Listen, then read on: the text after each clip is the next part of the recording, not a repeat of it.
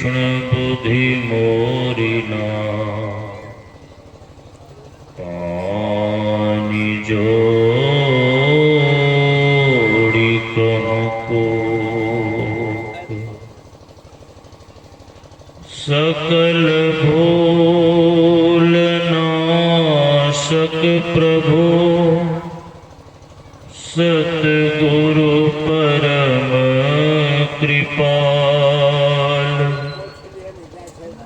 नमो कंज पद युग पक सुनो प्रभु नजर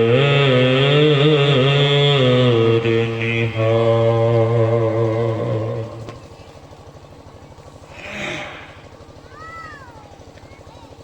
एक बार उच्च स्वर में हम लोग गुरु महाराज की जय जयकार करके अपने मुख और कर्ण को पवित्र कर लें ताकि हम सबों का अंतःकरण पवित्र हो जाए और वातावरण बिल्कुल शांत हो जाए।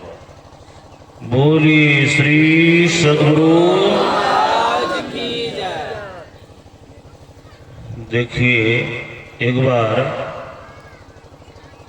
बादशाह अकबर ने बीरबल से पूछा, बादशाह अकबर ने अपना हाथ दिखाते हुए बीरबल से कहा, बीरबल ये बता कि मेरे हाथ में बाल क्यों नहीं। बीरबल को बड़ा आश्चर्य लगा कि बाल तो किसी के भी हाथ में नहीं होता है। कैसा प्रश्न बादशाह अकबर ने पूछ दिया। लेकिन बादशाह ने पूछा था तो कुछ जवाब तो देना ही पड़ेगा। तो जैसे ही अकबर ने कहा कि मेरे हाथ का बाल क्या हुआ, बाल क्यों नहीं है, तो बीरबल ने कहा कि महाराज आपने इतना दान दिया है, इतना दान दिया है कि दान देते देते आपके हाथ का बाल उड़ गया। अच्छा ये बात है। तो बादशाह अकबर बीरबल का हाथ पकड़ते हुए कहते हैं कि मैं तो देख रहा हूं तुम्हारे हाथ में भी बाल नहीं है, तुम्हारे हाथ में क्यों नहीं है। कहा महाराज आपका देते देते मेरा लेते लेते, मतलब आपने इतना दान किया है कि दान देते देते हाथ का बाल उड़ गया और मैंने दान इतना लिया आपसे कि लेते लेते मेरे हाथ का बाल उड़ गया। वहां और भी बहुत सारे लोग बैठे हुए। तो बादशाह अकबर कहते हैं कि यहाँ तो बहुत सारे लोग बैठे हैं, मैं तो किसी के भी हाथ में बाल नहीं देख रहा, इनके हाथ में बाल क्यों नहीं है। तो बीरबल ने कहा कि महाराज इन लोगों ने न दिया और न लिया, हाथ मलते मलते बाल उड़ गए। तो देखिए यह मनुष्य का जीवन बड़ा ही कीमती है, बड़ा ही अनमोल है।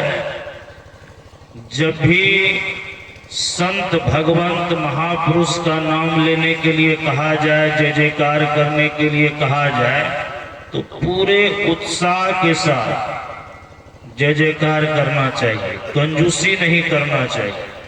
इसलिए एक बार बोलिए श्री सद्गुरु, श्री सद्गुरु महाराज की जय।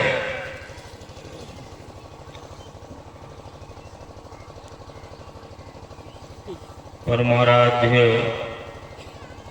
सद्गुरु महाराज के परम पावन श्री चरणों में अनंत बार नमन। मंचासीन पूज्य बाबा के श्री चरणों में कोटि कोटि नमन। परम पूजनीय गुरुजन, सत्संग प्रेमी महान भाव, माताओं एवं मॉनिटर का आवाज थोड़ा बढ़ाइए।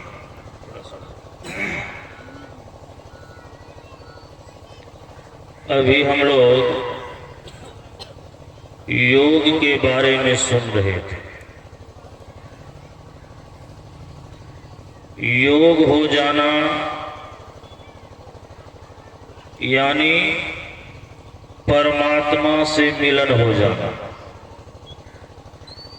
योग कहिए, मुक्ति कहिए, मोक्ष कहिए, बात एक ही है। यह जीव परम प्रभु परमात्मा का अंश है। जब से यह संसार बना है, जब से यह सृष्टि बनी है, क्या होता है, छोड़ता पकड़ता है, क्यों सा हुआ? तब से ही हम परमात्मा से अलग हो गए हैं और अलग होने के कारण हमारे जीवन में वियोग हो गया है। परमात्मा से अलग होने के बाद इस संसार और शरीर रूपी जेल में, कारागार में सदियों से हम पड़े हुए। शरीर तो बदला, क्या हो रहा है? ठीक कीजिए, आवाज क्या हो रहा है?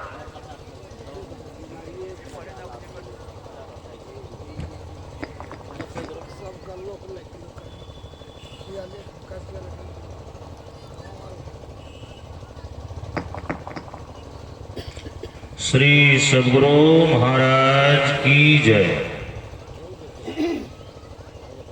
शरीर तो अनेकों प्रकार का बदला, लेकिन इस जीव को आजादी नहीं मिली। एक शरीर में आयु समाप्त हुआ तो दूसरे शरीर में प्रवेश कर गया, दूसरे शरीर की आयु समाप्त हुई तो वहां से फिर तीसरे शरीर में प्रवेश कर गया। यह क्रम लगा हुआ ही रह गया। संत महात्मा बतलाते हैं, जब तक जन्म और मरण का चक्र हमारे जीवन में लगा हुआ है, तब तक हम वियोगी ही बने हुए हैं, बंधन में ही पड़े हुए हैं। हम आजाद नहीं हुए, मुक्ति हमारी नहीं हुई।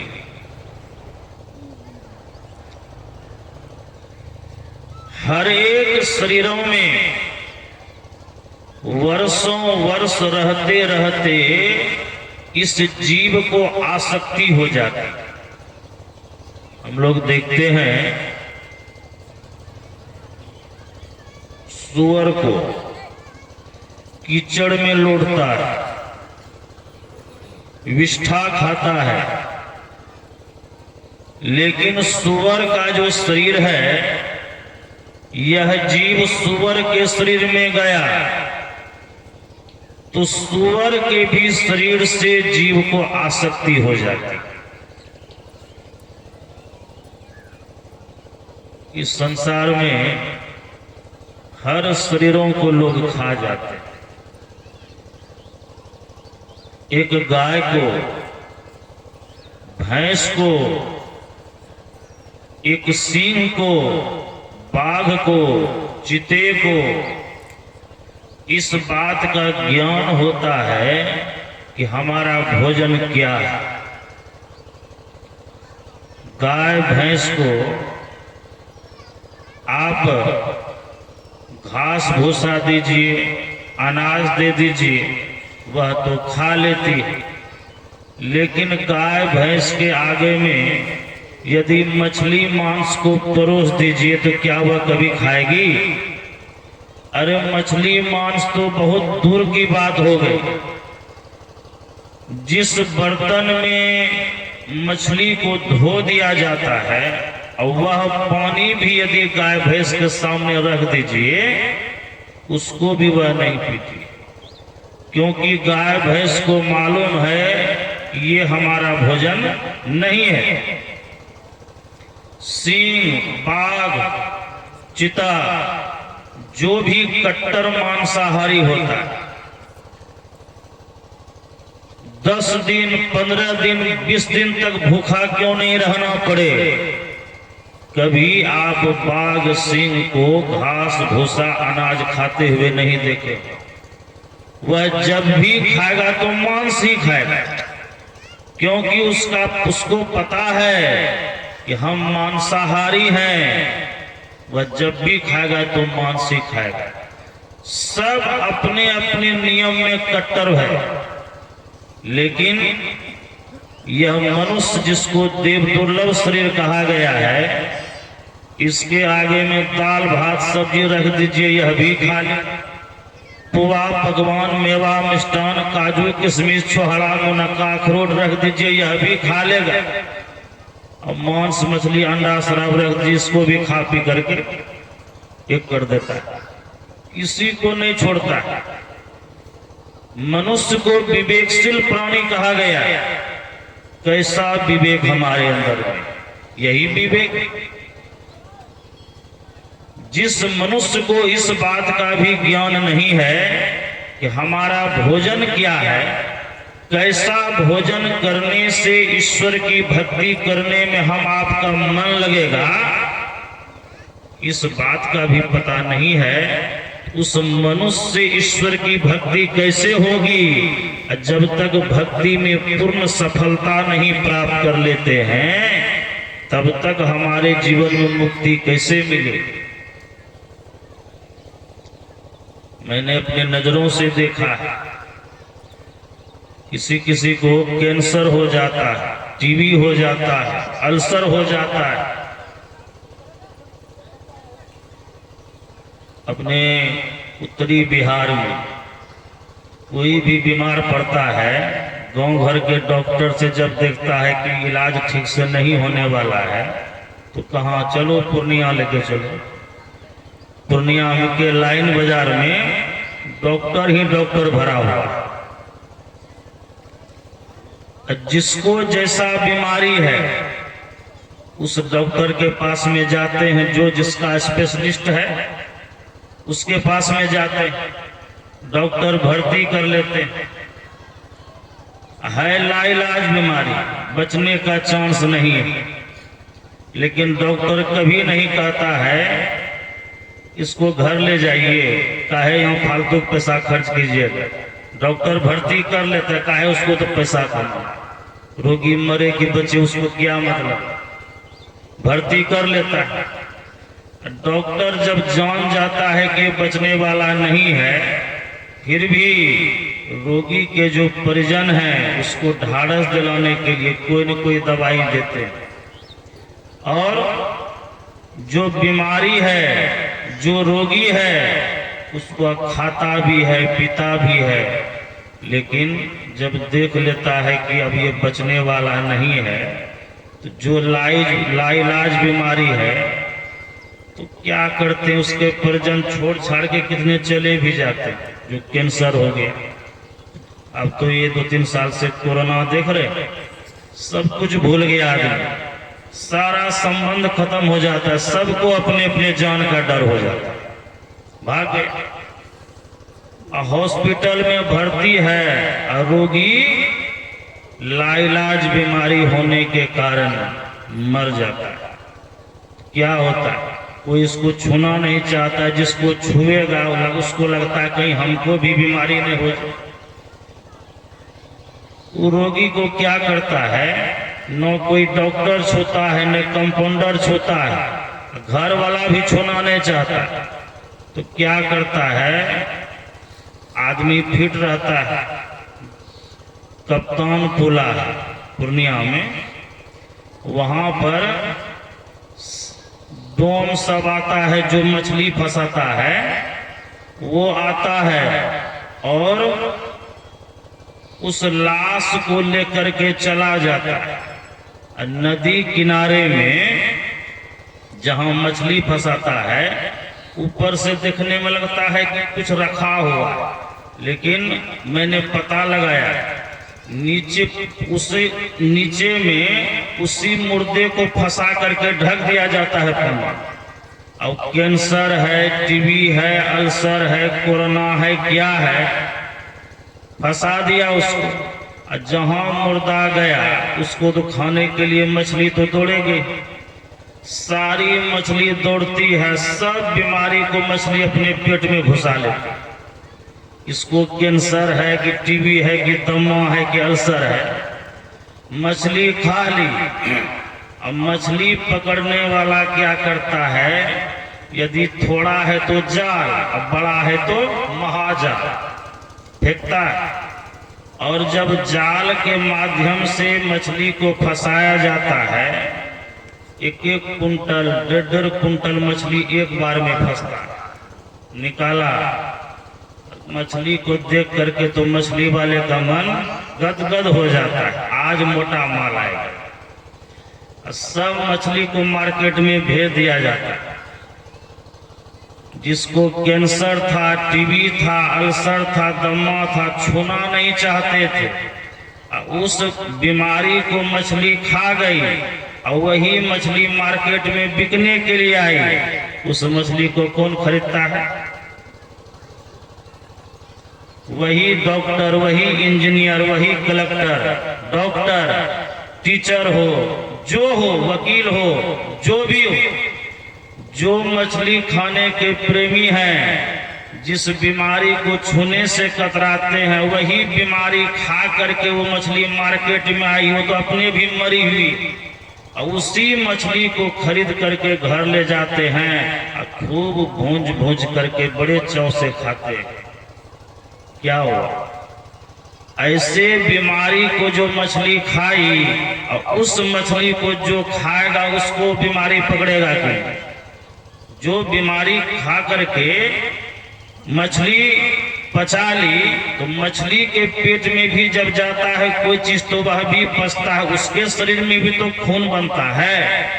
वह मछली को जो खाएगा उसके शरीर में वो बीमारी जाएगा क्यों?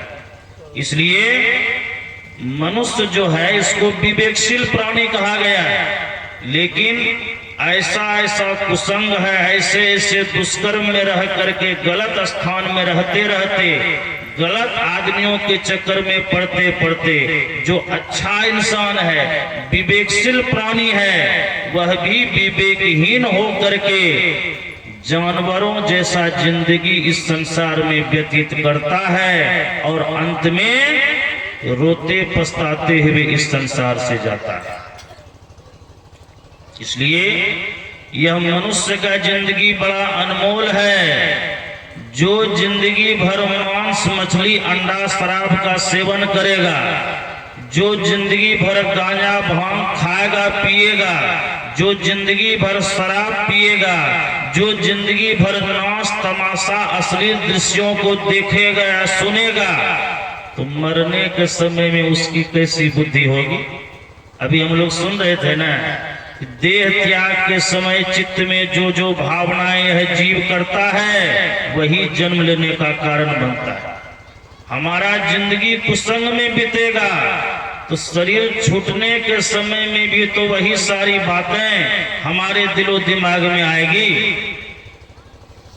हमारे इसी क्षेत्र के आपके स्थानीय एक महात्मा है स्वामी ठाकुर बाबा, तो नहीं है मंच पर, वो एक कहानी बड़ा अच्छा कहते हैं, अब बड़ी सटीक कहानी है। एक बूढ़ी मैया मरण सैया पर थी, जब मरने के कगार पर पहुंची तो जब कष्ट होता था तो हो बाप हो माय चिल्लाती, तो बेटा कह गे माय हो बाप हो माय कथिल कहे छस, कहीं सीताराम सीताराम थोड़ा कल्याण भजे।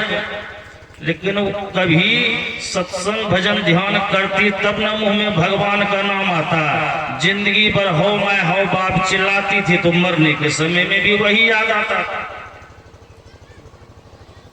बेटे ने सोचा ये ऐसे नहीं बोलने वाली।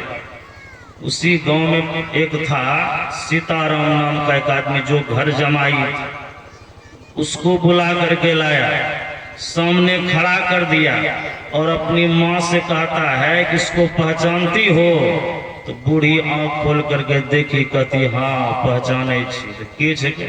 बेटे के मन में था नाम तो है इसका सीताराम, यदि देख कर भी सीताराम बोल देगी तो इससे भी काम चल जाए।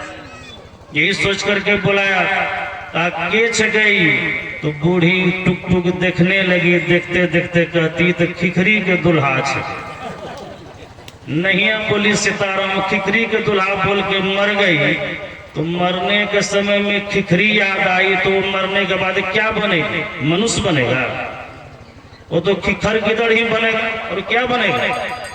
क्योंकि मैं अपनी बात नहीं कह रहा हूं, भगवान शंकर ब्रह्मा जी से कह रहे हैं कि देह त्याग के समय चित्त में जो जो भावनाएं यह जीव करता है, मरने के समय में जो भावना लेकर के शरीर का परित्याग करेंगे, उसी तरह के शरीर में यह जीव चला जाए। सरसों का तेल खरीदने के लिए हम लोग हाट जाते हैं, मार्केट जाते हैं। सरसों का तेल एक ही होता है, लेकिन ब्रांड अनेक होता है। जिसको जिस ब्रांड का तेल चाहिए, जिसको जिस ब्रांड के तेल पर विश्वास होता है, वह उसी ब्रांड का तेल खरीदता है। तेल एक ही है, लेकिन ब्रांड अनेक है। विश्वास के आधार पर वह ब्रांड का तेल खरीदता है। और वह छोटा मोटा दुकानदार भी जब उसके यहाँ से तेल खत्म हो जाता है, तो जाता है अपने से बड़े दुकानदार के पास, जिसको होलसेलर कहा जाता है। एक एक बार में 200, 400, 500, 1000, 2000, 55,000 पीस ट्रक पर लोड करा के लाता है। तो जब जाता है तेल खरीदने के लिए, तो होलसेलर वाले पूछते हैं किस ब्रांड का आपको सरसों तेल चाहिए।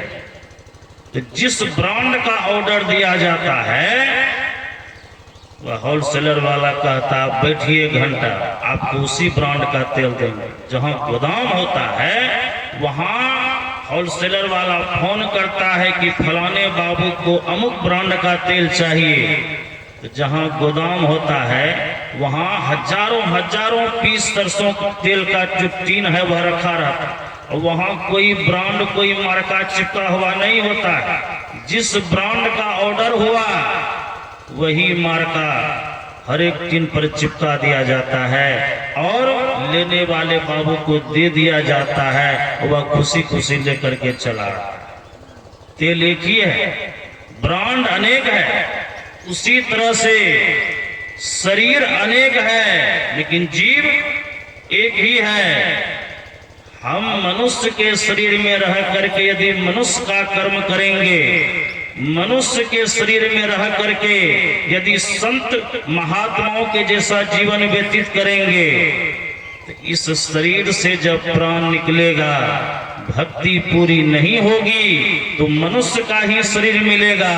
यदि मनुष्य के शरीर में रह करके घोड़ा, कुत्ता, गधा, बैल वाला कर्म करेंगे, तो जीव तो एक है, शरीर अनेक है। मरने के बाद इस जीव पर घोड़ा, कुत्ता, गधा, बैल वाला मार्का चिपक जाएगा, और जब तक उस शरीर में रहेंगे तब तक हम आपको दुख भोगना पड़ेगा।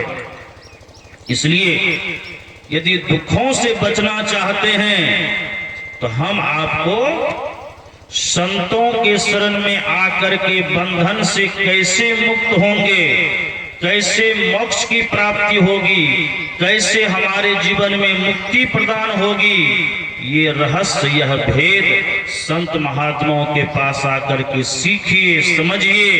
गुरु महाराज ने इस अगम ज्ञान को सीखने के लिए, समझने के लिए बहुत कष्ट सहा है। उस कष्ट को सहन करने के बाद जब ईश्वर प्राप्ति का सरल सरल साधन परम संत बाबा देवी साहब जैसे महान संत से मिल गया, तो गुरु महाराज ने उस ज्ञान को बड़े ही सरल सरल ढंग से हम मानवों के बीच बिखेर दिया है। सभी कोई भक्ति करने के अधिकारी हैं, सभी कोई मुक्ति को प्राप्त कर सकते हैं, लेकिन संत शरण जो जन पड़े सो जन उधरन हार, संत की निंदा नानका बहुरी बहुरी अवतार। यदि जन्म मरण के चक्र से मुक्त होना चाहते हैं तो संतों के शरण में आइए। अभी आरती के बाद दीक्षा का कार्यक्रम हो। जो ईश्वर भक्ति के ज्ञान से अनभिज्ञ हैं, अनजान हैं, किसी को भी इस ज्ञान को सीखने से वंचित नहीं रहना चाहिए। यह मनुष्य का जीवन केवल सुंदर सुंदर भोजन करने के लिए, सुंदर सुंदर घर बनाने के लिए, सुंदर सुंदर वस्त्र को ही पहनने के लिए नहीं मिला। इतना काम तो मनुष्य को छोड़ करके और शरीरधारी भी करता है, लेकिन मनुष्य के अंदर में ईश्वर भक्ति करने का साधन है, इसीलिए मनुष्य को देव दुर्लभ शरीर कहा गया। ऐसे अनमोल शरीर को पाकर के हम लोग इस संसार में आए हैं, परमात्मा ने मौका दिया है, इसलिए उस मौके का लाभ उठाइए, ईश्वर भक्ति के ज्ञान को सीखिए, कोई वंचित नहीं रहिए, तब इस मानव जीवन का कल्याण होगा। बोलिए श्री सद्गुरु महाराज की जय।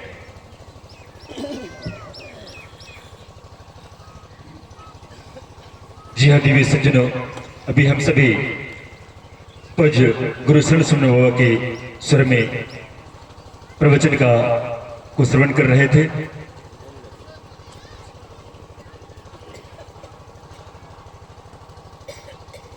अब आज के प्रतिपादन के विषय के बीच हम सबों के बीच हैं